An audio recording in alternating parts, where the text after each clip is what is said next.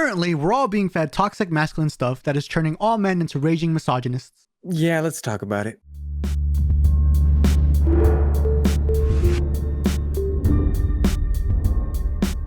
What's up, guys? We're the Vermonter Brothers. I'm DayDreamer. This is Satirius.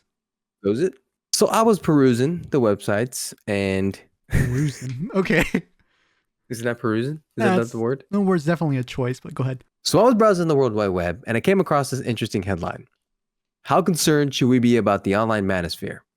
Supposedly there was a study conducted by Dublin City University that will link down below, centering around this idea of the manosphere. Yeah, we were going to read the whole study, but it's a lot. And so we really just wanted to know what they meant by the manosphere. Okay, but I have to admit, I haven't heard the word manosphere before this. Satirius lives under a rock. Okay.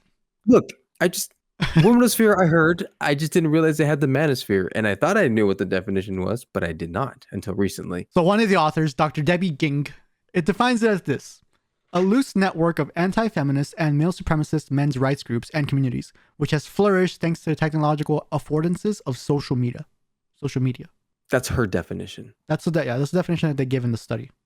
Which is a direct attack on men, it seems. But whatever. No. As I see it, it's like, oh, okay, that's cool. Like, that's a definition. Like, I don't see anything wrong with the definition. It's like, if there are groups that are doing this, they're anti-feminist and male supremacist men's rights groups. Sure, it's just not the case, though. I just feel like, what does the world say that manosphere means? Oh yeah, online misogyny. Never mind. Carry on. She might be right. I guess that is the definition of manosphere. Okay, so basically the study. Okay, god damn it. Let me do my thing. Basically, the study built 10 accounts, 5 on YouTube Shorts and 5 on TikTok. They claim that within a relatively short amount of time, like 20 minutes, something like that, the male identified accounts were bombarded with toxic masculinity video, misogynistic videos, and so on. And again, feel free to read the full study. We have a link down below. And we thought we'd just kind of give our opinions on some of these items. So the first item that we thought was interesting was the material strategically taps into boys' financial and emotional insecurities and is particularly dangerous in relation to mental health, as it frequently claims that depression is a sign of weakness and that therapy is ineffective. Okay, so let's break it down. There's two things going on in the sense. One is right here. The material strategically taps into boys' financial and emotional insecurities. We just feel that's badly interpreted. Yeah. Like, if you actually watch some of these videos, and again, we are in this world of this manosphere stuff, and it's not presented that way. It's intended to be a challenge. It's intended to be motivational. Right. And they're not receiving it that way, which is interesting. But I think they're purposely badly interpreting it, though. Fair. I guess they want to take a negative out of this. But if you were to pull any man who watched any of that, that's not how they're receiving it. I guarantee it. Yeah, I agree. And the next part is that it's particularly dangerous in relation to mental health, as it frequently claims that depression is a sign of weakness and that therapy is ineffective. All right, sit down, folks. Here's a controversial take. It's a controversial take, and I'll fully admit it. Depression is weak. If depression was not weak, then we wouldn't complain about it so much, nor would we see therapy for it. You would never look at somebody who has depression and be like, that's a man who has a strong mind. No, exactly. You'd be like, oh, okay. That's the person who has a strong mind. It's not. We understand that depression is a detriment to us. You shouldn't ridicule it. It shouldn't be some taboo thing. It should still be, you should never make fun of somebody for it, but we can acknowledge that it is a weakness. Correct. Okay, and then the next part is that therapy is ineffective. Again, the way that they're writing it makes me think that they believe therapy is 100% effective. And again, therapy isn't ineffective, but it can be ineffective. But I don't think it's always the best route for everybody. The issue I see with therapy, and this is on a tangent, is that we automatically go to therapy first before looking closer and identifying what our actual issues are ourselves. What I've seen is that therapy just guides you to ask the questions you should be asking anyway. Self-introspection. That's what you is that the word? Self-introspection? Exactly. Like, you should do it yourself, and that should be normal. But some people don't, so they go to therapy. Fine. But it doesn't mean it's always effective if you do go to therapy. Exactly. And that's what we're trying to say. The next item.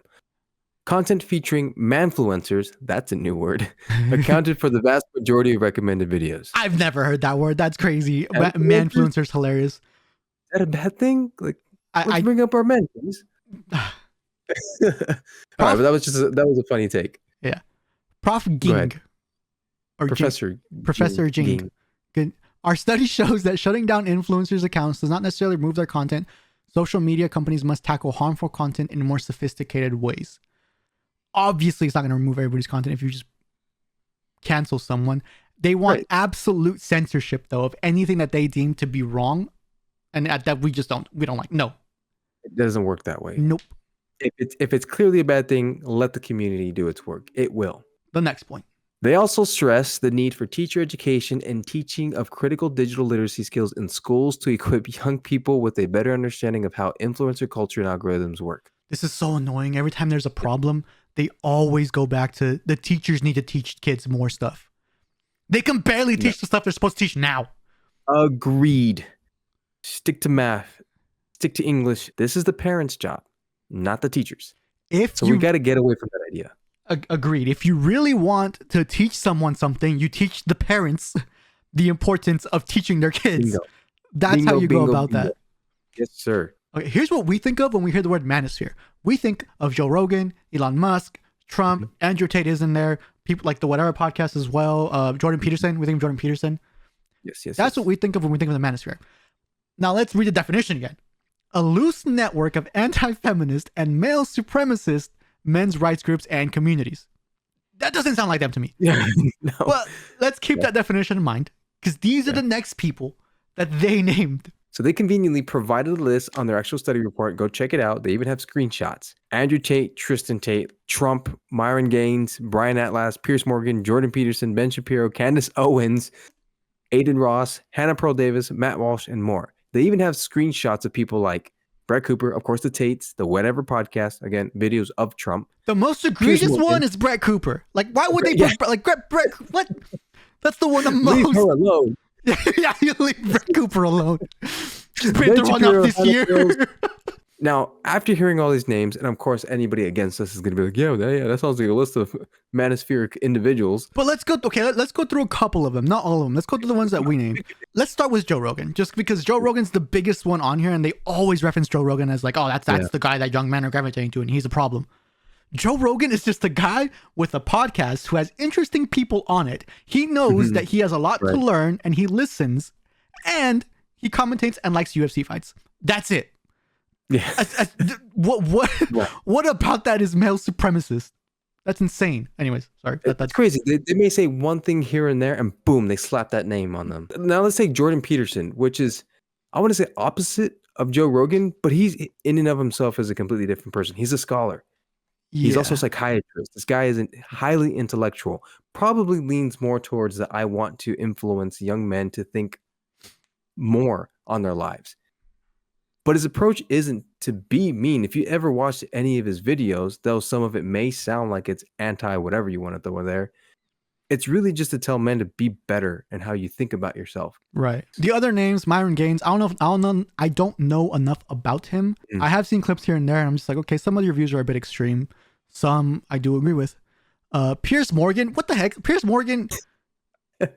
He's just a tough guy, but also all he does is this guy right here is a good journalist. All he does is have a bunch of different opposing views on his show, and they hash it out. That is awesome. Like, what about that is male supremacist? Exactly. Ben Shapiro talks about news, like for the most part. Ben Shapiro, and he'll nitpick up. Yeah, I don't know. I don't watch him enough. Candace Owens, they have Candace Owens on here. Candace Owens is she's more into conspiracy theories and like pop culture. What about her? It's like Manosphere.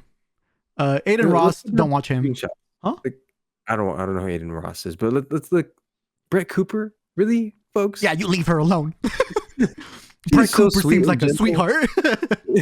Like, what exactly did she say that really, really ticked you guys off? We may give you pass to the Tates, old Tates, right? Even then, though, the Tates, they say a bunch of dumb stuff. They say some smart stuff. They say some profound stuff. They say some good jokes. Yeah. They're just, honestly, they remind me a lot of like some of the friends we had in high school where we're just like, dude, shut up. Like, but also that was kind of funny.